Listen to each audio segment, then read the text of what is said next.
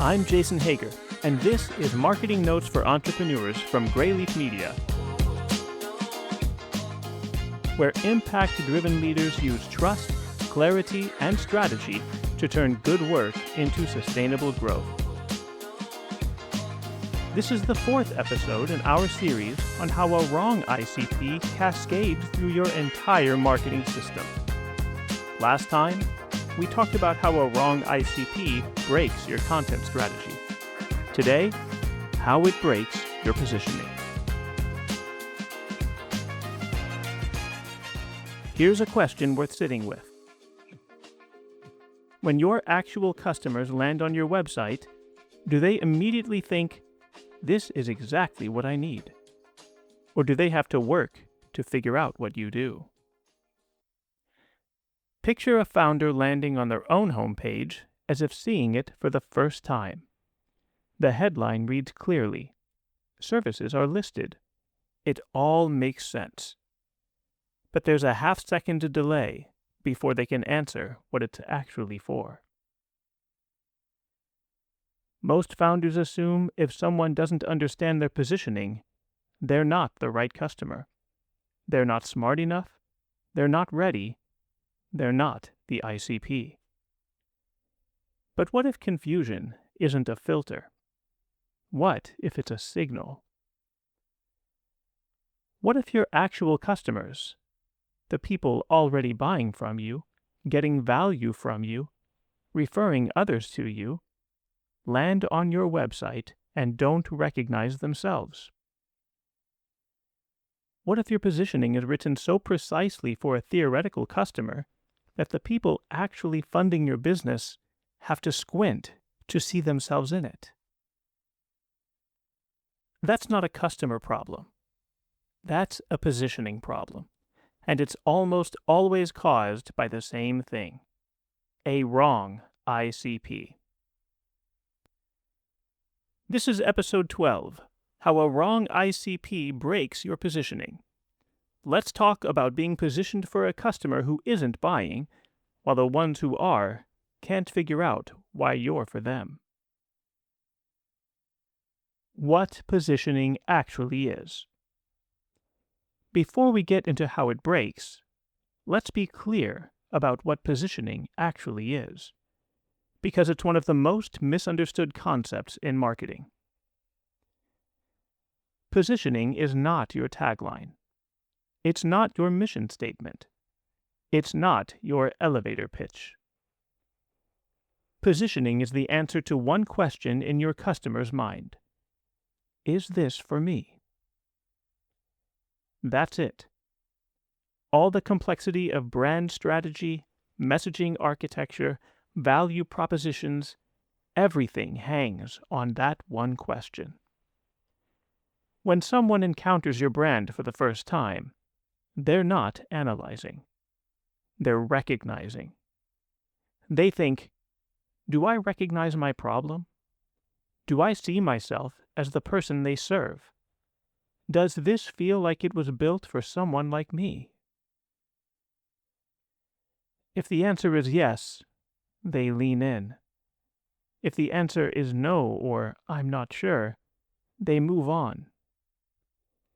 And here's the critical thing. That evaluation happens based on who you've positioned for, not who you actually serve, who you've communicated that you serve.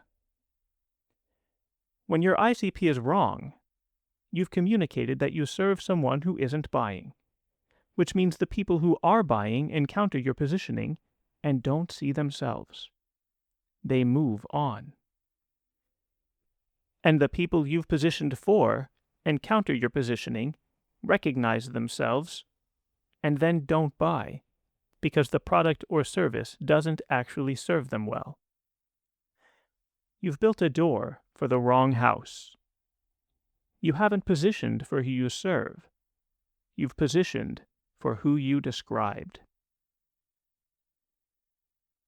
If you listened to the Trust Wall series, you heard me talk about foundation work, the invisible, unglamorous work of clarifying your values, your mission, and exactly who you exist to serve. I called it the most important work most businesses skip. Positioning is where that foundation meets the market.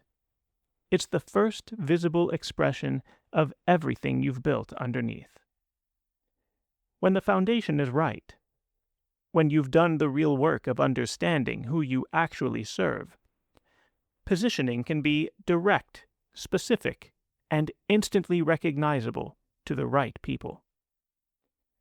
But when your ICP is wrong, you've built your foundation on a false assumption, and positioning built on a false assumption will always feel slightly off, not broken enough to ignore, not clear enough to convert.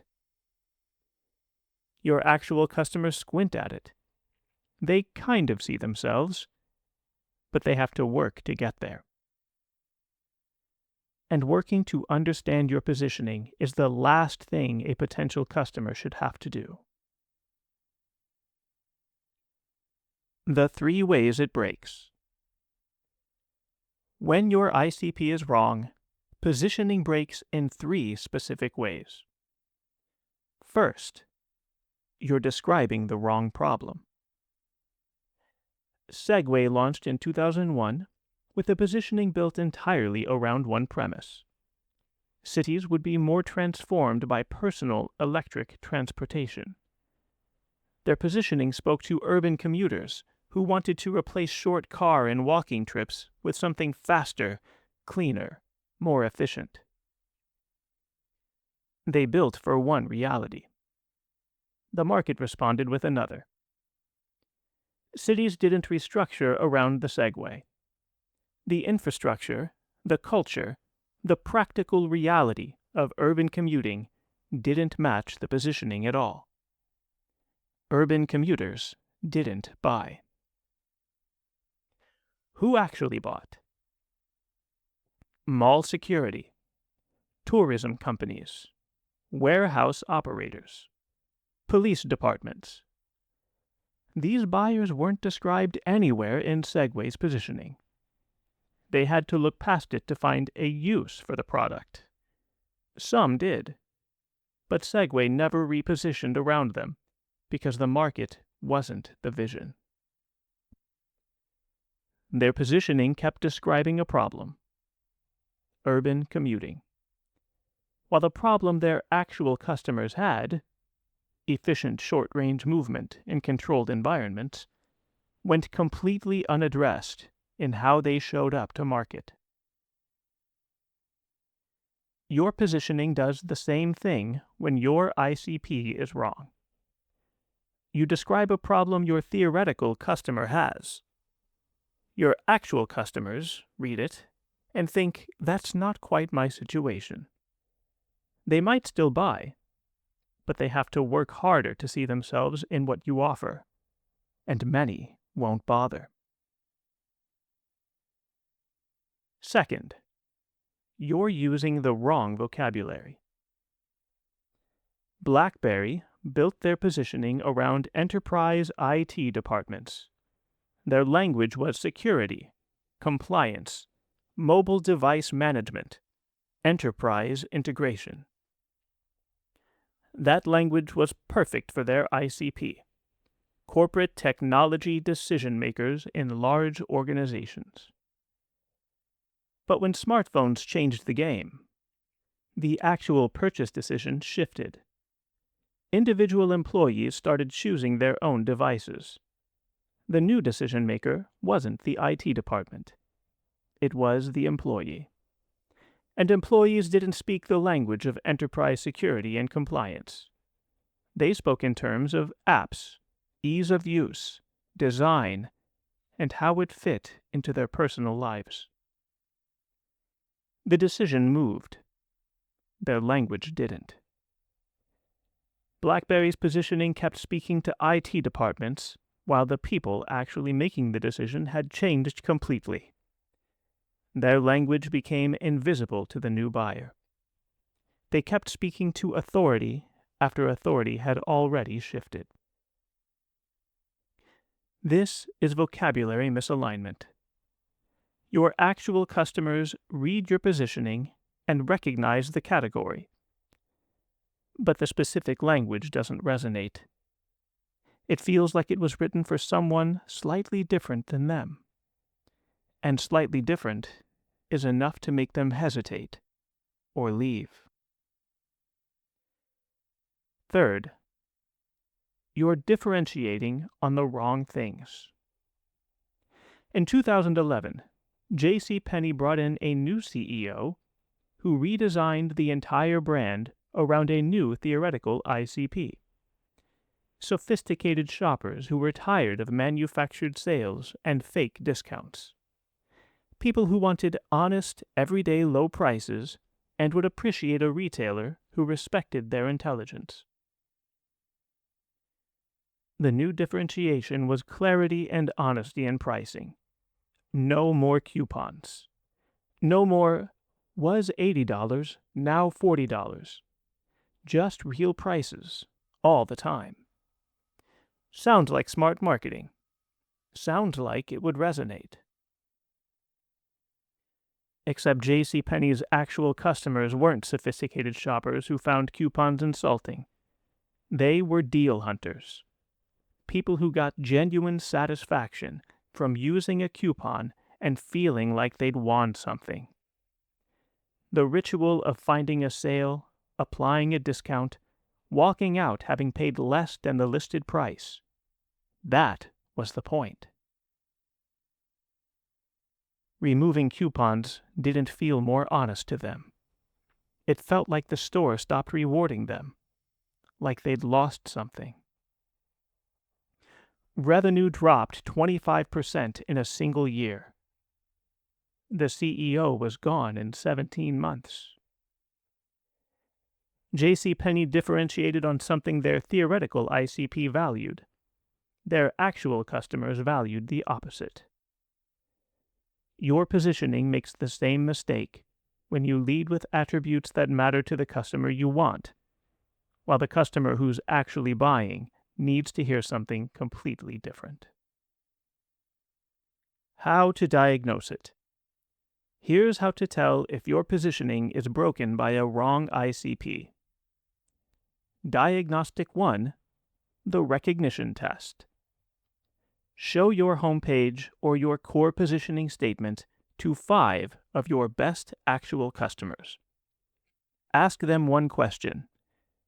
When you first found us, did this immediately feel like it was describing your situation? If most of them say no, or kind of, or I had to look around a bit to figure it out, your positioning isn't speaking to who's actually buying. If recognition wasn't immediate, it wasn't clear. Diagnostic 2, the vocabulary gap. Pull your positioning. Then pull 3 actual customer conversations: sales calls, onboarding notes, client emails. Compare the language. Do they sound the same? Does your positioning use the same words, phrases, and framing your actual customers use when they describe their problem? Or is there a translation layer, where they have to mentally convert your language into their reality? The translation layer is costing you customers. Every degree of translation is friction. And friction at the positioning stage means people leave before they ever understand what you actually offer.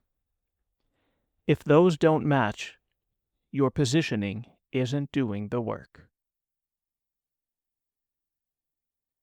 Diagnostic 3, the differentiation relevance check. What do you claim makes you different? Go ahead, write it down. Now ask your last 10 customers. What made you choose us over alternatives?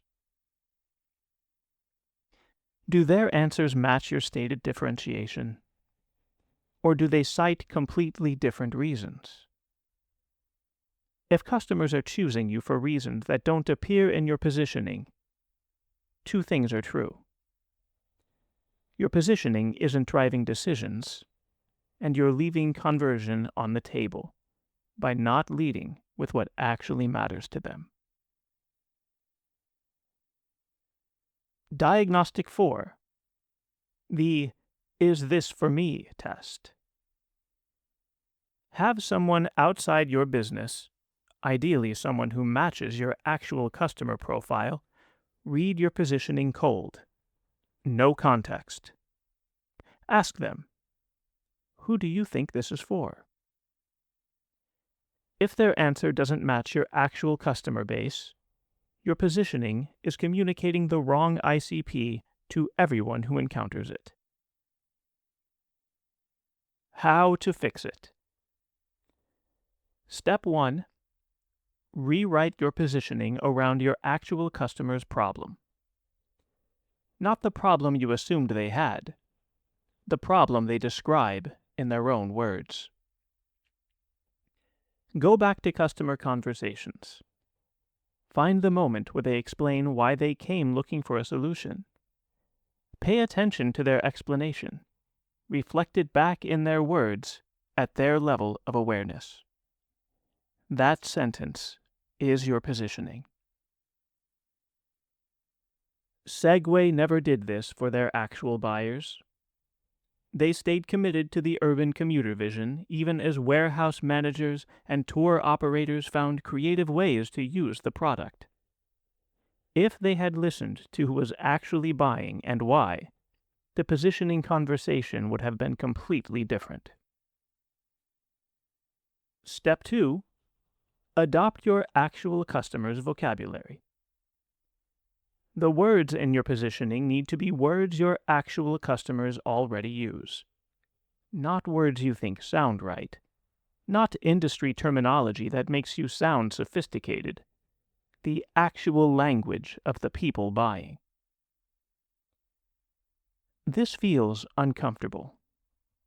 The language customers use is often simpler, more direct, less polished than what you'd choose for yourself. But positioning isn't about sounding right.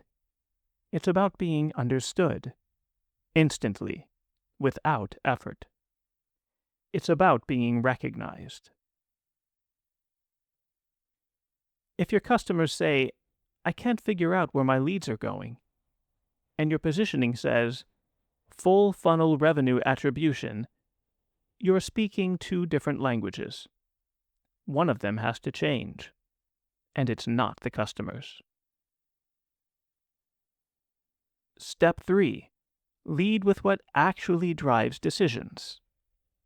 Your differentiation should be built around what your actual customers say made them choose you, not what you assume should matter.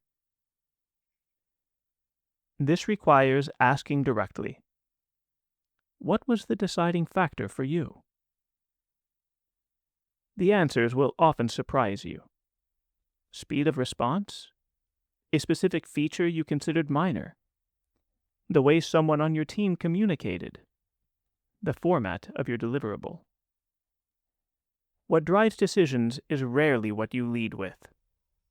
When you actually ask, the gap between what you're featuring and what they're buying on becomes very clear.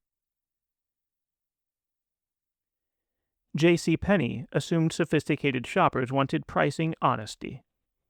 Their actual customers wanted to feel like they won. Those are completely different things, and no amount of brand refresh would fix a differentiation built for the wrong buyer. Step 4. Test the repositioning with actual customers before publishing. Before you rewrite your website or core messaging, test the new positioning with 5 actual customers. Not your network, not people who you know, people who match your actual ICP. Show them the new positioning. Ask if it immediately feels like it's describing their situation. Listen to what still feels off. Repositioning is expensive to do twice. A few conversations before you commit will save you months of wondering why the new messaging isn't working. Here's what I want you to do this week. Start with recognition.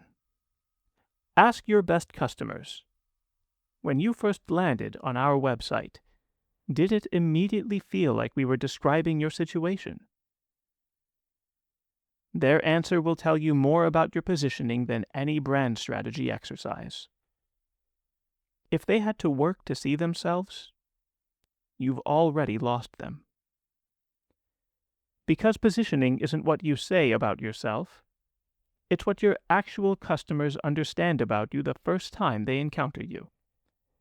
If the foundation is solid, but the door is built for the wrong house, the right people will walk past it every time.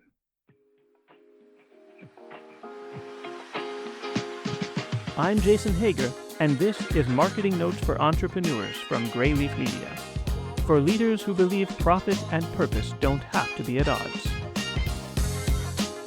If your positioning isn't speaking to who's actually buying, that's exactly the kind of problem we untangle in brand therapy. We help you find the language, the framing, and the differentiation that resonates with your actual customers, not a theoretical version of them. Start here. grayleafmedia.com/diagnostic. And if your website is where the positioning lives and it's not converting, we build and maintain WordPress sites designed to communicate clearly to the right people. grayleafmedia.com/services. Next time, how a wrong ICP breaks your sales messaging. Why every sales conversation feels like pushing uphill, and why it's probably not your sales skills. Until then, go ask a customer if your positioning actually sounds like them.